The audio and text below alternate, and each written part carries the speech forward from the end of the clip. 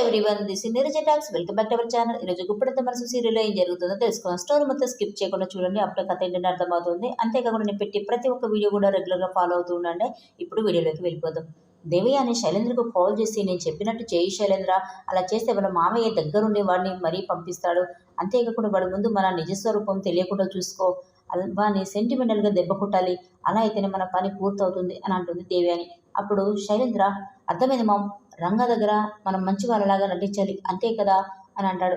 తర్వాత రంగ వసుధారతో, ఎందుకు మేడం మీరు కాలేజీ ఎండి అన్నారు కదా, ఉన్న బలంగా కాలేజీ ఎందుకు వదిలేసి వచ్చారు, మీ కోపం కాలేజీ మీద మనుషుల మీద అని అంటాడు రంగ. అప్పుడు వసుధార, మనుషుల మీదే సార్ అని అంటుంది. మరి మీ కోపాన్ని కాలేజీ మీద ఎందుకు చూపిస్తున్నారు, ఆ కాలేజీ మీ రిషి సార్ సామ్రాజ్యం, ఆ కాలేజీ అంటే తనకి ప్రాణం అన్నారు కదా, మీ మీద ఎంతో నమ్మకంతో ఆ కాలేజీ బాధ్యతలు మీకు అప్పచెప్పారని మీరే చెప్పారు కదా అని అంటాడు రంగ.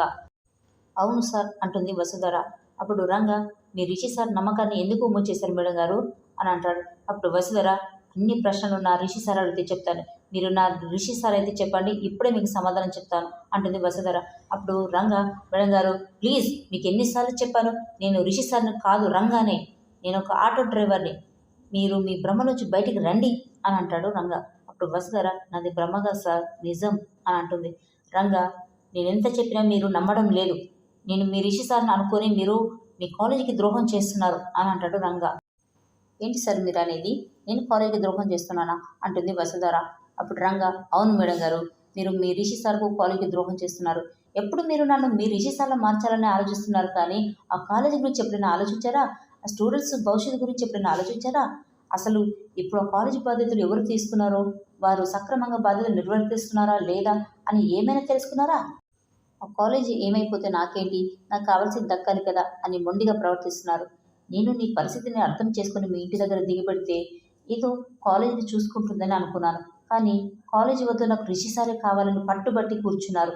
మిమ్మల్ని ఒంటరిగా అక్కడ వదిలేస్తే మీకు మళ్ళీ ఏదైనా ప్రమాదం జరుగుతుందని ఇక్కడికి తీసుకొచ్చాను. కనీసం ఎప్పుడైనా కాలేజ్ గురించి కానీ మీ మావయ్య గురించి కానీ ఎప్పుడైనా ఆలోచించారా, ఏ రిలేషన్ లేని నాకే ఇంత జాలి కలుగుతుంది, అలాంటిది మీరు ఇంత కఠినంగా ఎలా ఉంటున్నారు, మిమ్మల్ని మీ రిషి సార్ని నమ్ముకున్న ఆ స్టూడెంట్స్ జీవితాలు ఏమైపోతాయో ఏంటో ఆలోచిస్తుంటే నాకు చాలా భయంగా ఉంది అని అంటాడు రంగ. అప్పుడు వసుధార బుజ్జి దగ్గరే ఫోన్ తీసుకొని కాలేజీకి కాల్ చేస్తుంది.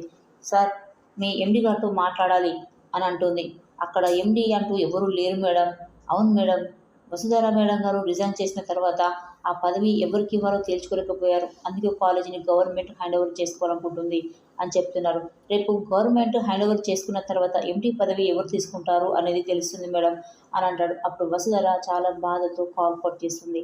తర్వాత రంగా, చూసారా మేడం, మీరు చేసిన తప్పిదం వల్ల ఆ కాలేజ్ గవర్నమెంట్ ఆధీనంలోకి వెళ్ళిపోతుందట. కష్టాలు ఎదురైతే నాకు కన్నీటి బొట్లు కార్చి ఆ కష్టాలను ఎదుర్కొని నిలబడాలి, కానీ ఆ కష్టాలకు భయపడి ఇలా పారిపోయి రాకూడదు మేడం అని అంటాడు రంగ. అప్పుడు వసుధర, నేను పారిపోయి రాలేదు సార్, ఓడిపోయి వచ్చాను. నేను కాలేజీ నుండి బయటికి వస్తున్నప్పుడు నా ప్రాణం విలువిల్లాడిపోయింది సార్, కాలేజీని వీడక తప్పలేదు సార్ అని అంటుంది వసుధర. అప్పుడు రంగ, ఏదేమైనా మీరు చేసిన తప్పు మేడం అని అంటాడు. నేనేం చేశాను సార్, నా భర్త బ్రతికే ఉన్నాడని 3 నెలలు తీసుకొస్తానని వాళ్ళతో శపథం చేసి మరీ బయటకు వచ్చాను సార్. నా భర్త చనిపోయారని పోలీసులు నిర్ధారించారు. ప్రపంచమంతా నా భర్త చనిపోయాడని నమ్మింది, కానీ నేను నమ్మలేదు సార్. నాకు తెలుసు నేను బ్రతికి ఉన్నానంటే నా భర్త బ్రతికే ఉంటారని నాకు తెలుసు. రిషి సార్ కోసం రకరకాలుగా ప్రయత్నాలు చేస్తూ వచ్చాను సార్. నేను నా రిషి సార్ కోసం వస్తుంటే మీరు నాకు కనిపించారు సార్, నా రిషి సార్ నాకు కనిపించారు అని అంటుంది వసుధర. రంగా, నేను మీ రిషి సార్ కాదు మేడం, ఎన్నిసార్లు చెప్పాలి మీకు అని అంటాడు కోపంగా. అప్పుడు వసుధర, సార్, మీరు ఇన్ని రోజులు లేనిది ఇప్పుడు ఇలా ఎందుకు మాట్లాడుతున్నారు అంటే నేను గెలుపుకు దగ్గరవుతున్నానని నాకు అర్థమైంది సార్ అంటుంది వసుధర. రంగా, ఎందుకు అలా మాట్లాడుతున్నారు అని అంటాడు. వసుధర, సార్, మీరు నాతో వస్తే నేను గెలిచినట్టే సార్, రండి సార్, మన కాలేజ్ ఇప్పుడు కష్టాల్లో ఉంది, మనం వెళ్తేనే మన కాలేజ్ని మనం కాపాడుకుంటాం అని అంటుంది వసుధర. నేను రాను మేడం గారు, మీరు వెళ్ళి మీ కాలేజీని కాపాడుకోండి అంటాడు రంగ. సార్, మీరు రాకపోతే నేను వెళ్ళను సార్ అని అంటుంది. రంగ, మీరు వెళ్ళినా వెళ్ళకపోయినా నేను రాను అని అంటాడు. తర్వాత రంగ దగ్గరికి సంజీవయ్య వస్తాడు. రే, నా కూతురి జీవితం ఏమైపోతుందో ఏమో ఆలోచిస్తుంటే నాకు చాలా భయంగా ఉందిరా, ఆ సరోజకి నీకు మధ్య ప్రేమ ఉందని వాళ్ళు అనుకుంటున్నారో లేక ఊళ్ళో వాళ్ళు ఏం చెప్పారో నాకు తెలియదు, కానీ వాళ్ళు నీతో మాట్లాడాలనుకుంటున్నారా. రే రంగా, నువ్వు వాళ్ళ దగ్గరకు వచ్చి మాట్లాడరా, ఆ అబ్బాయి వాళ్ళ అన్నను ఇక్కడికి పంపించాడు, వాళ్ళు నీకోసం వెయిట్ చేస్తున్నారా, అని అంటాడు.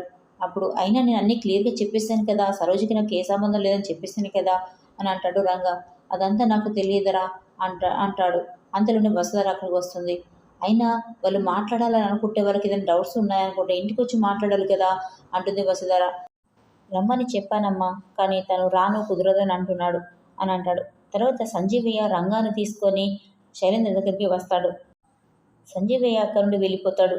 అప్పుడు రంగా, నేను చెప్పాను కదా సార్, అయినా మళ్ళీ మీరు ఎందుకు వచ్చారు, సరోజికి నాకు ఎలాంటి సంబంధం లేదు, బావమరదల సంబంధం మాత్రమే ఉందని చెప్పాను కదా అని అంటాడు రంగా. అప్పుడు శైలేంద్ర, నేను ఎలాంటి అనుమానాలతోనూ రాలేదు రంగా, నేను పాయింట్కి వస్తున్నాను అని రిషి ఫోటో చూపిస్తాడు. అచ్చం నీలానే ఉన్నాడు కదా, నేను అలాగే కన్ఫ్యూజ్ అయ్యాను, కానీ నువ్వు వేరు తను వేరు, ఇతను నా తమ్ముడు రిషింద్ర భూషణ్ అని తన గురించి చాలా గొప్పగా చెప్తుంటాడు. ఎందుకంటే దేవయాని చెప్పింది కాబట్టి అలా చెప్తుంటాడు. అప్పుడు రంగా, అచ్చం వీళ్ళు నాలానే ఉన్నాడే, నేను నమ్మలేకపోతున్నాను అని తను కూడా కావాలని నటిస్తుంటాడు. మరి మా వీడియో మీకు ఎలా అనిపించిందో, మీకు నచ్చినట్లయితే ప్లీజ్ లైక్ అండ్ సబ్స్క్రైబ్ చేసుకోవడం మర్చిపోద్దు. Thanks for watching.